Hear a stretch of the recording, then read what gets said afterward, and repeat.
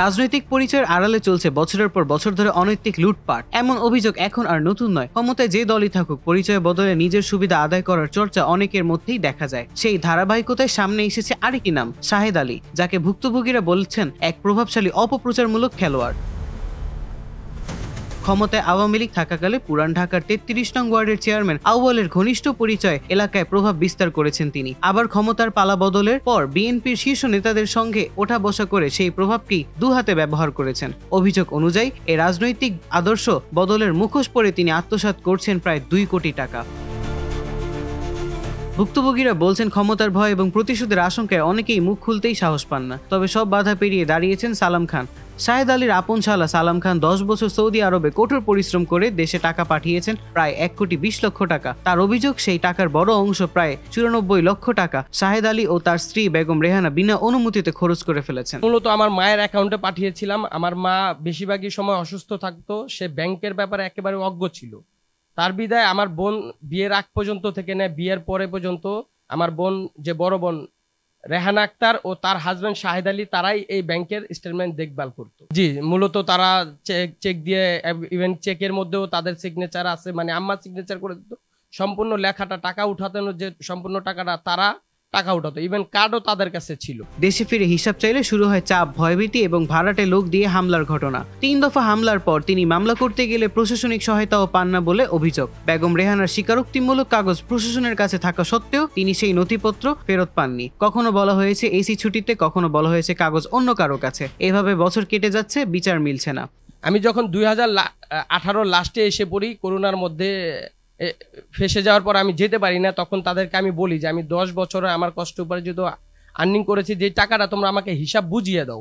তারা পরপর দিচ্ছি বলে অনেক সময় পার করে দেয়। ইভেন আমাদের ঘরোয়া একটা বিচার সালিসির মাধ্যমে বসা হয়, ওখানে বসার পরে তারা এটাতে মানে কোনো হয় না, ওখানে লিখিয়ে দিয়েছিল আমার বোন ৯২ লক্ষ টাকা আমি খরচ করেছি। এখানে আমার একজন দূরের সম্পর্কিত আমার মামা হয়, উনি একজন দারোগা মাদারীপুরের। আমার একজন ফ্রেন্ড ছিল, আমরা একসাথে সৌদি আরব ছিলাম। আমার বড় দুলাভাই, ফ্যামিলির সব মানুষই ওখানে ছিল।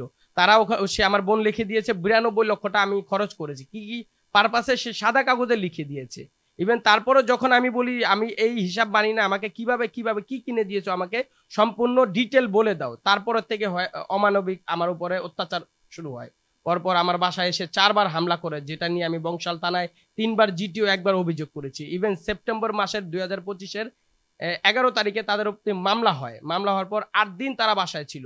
আমার যিনি আয়ুষ ছিলেন পলাশ, তিনি তাদের অ্যারেস্ট করে নেই, বলতেছে যে আমরা তাকে বাসায় পাইনি। অথচ মহল্লার মানুষ সবাই বলতেছে তারা এলাকায় আছে। আমার বোনের হাজবেন্ড বাসায় ছিল। তারা ১৮ সেপ্টেম্বরে ১০ জন লয়ার নিয়ে তারা জামিন নেয়। ১১ জন লয়ার নিয়ে তারা জামিন নেয়, মানে বড় এমপি মিনিস্টাররা যারা হয় তাদের ক্ষেত্রে ১১ জন বা ১০ জন লয়ার দ্বারা হয়। তার ক্ষেত্রে ১০ জন লয়ার, মানে তার কাছে এখন টাকা আছে, সে প্রভাবশালী। এখন প্রভাবশালীদের দিয়ে হয়তো ফোন করা, এর জন্য থানা থেকে কোনো তাকে অ্যারেস্টও করা হচ্ছে না, কিছুও করা হচ্ছে। ইভেন শুধু থানায় না, আমি আর্মি ক্যাম্প যেটা আছে সদরঘাটে, আর্মি ক্যাম্প কমান্ডার স্যারের বরাবর অভিযোগ করেছি এবং প্রবাসী কল্যাণ মন্ত্রণালয়ে একবার না, আমি ৩ বার কমপ্লেন করেছি। এবং আমাদের যে আইন উপদেষ্টা আছে আসিফ নজরুল স্যার, যে প্রবাসী কল্যাণ মন্ত্রণালয়ের দায়িত্বে আছে, তার যে সিনিয়র সচিব আছেন শওকত স্যার, তার সাথে আমি দেখা করে আমি গত ১.৫ মাস আগে কমপ্লেন করেছি। এটার কপিও আমার কাছে, প্রত্যেকটা রিসিভ কপি আমার কাছে আছে। আমি এটা নিয়ে জেলা প্রশাসক স্যারের ওখানে পাঠিয়েছিল। ওখানে যে মহবুল্লাহ স্যার আছেন, এনডিসি স্যার, সে আমার সামনে ওসি স্যারকে ফোন করেছে, রবিউল স্যারকে। রবিউল স্যার আমার কথাটা শুনে যেমন একটা বিরক্ত, সে মানে আমার এটা দেখতেছে না। এখন যে পলাশ স্যারকে আমি এর আগে ফোন দিয়েছিলাম, স্যার আমার তদন্তটা কতটুকু আছে, সে বলতেছে যে আমি তো ভাইয়া অন্য থানায় ট্রান্সফার করে দিছে, এখন কি আছে এটা আমিও জানি না, তারাও থানার থেকে এই পর্যন্তই হয়নি। ১১ সেপ্টেম্বরে মামলা হওয়ার পরও এটা কি হয়েছে, কি সলিউশন আছে, কি পর্যায়ে আছে, আমি সেটাও জানি না। অন্যদিকে যাদের বিরুদ্ধে অভিযোগ, তারা স্বাভাবিকভাবেই দিন কাটাচ্ছেন। প্রবাস ফেরত সালাম খানের প্রশ্ন, এই অবস্থা কি শুধুই তার আত্মীয়দের দোষ, নাকি প্রশাসনের গাফলতিরও বড় একটি ভূমিকা রয়েছে?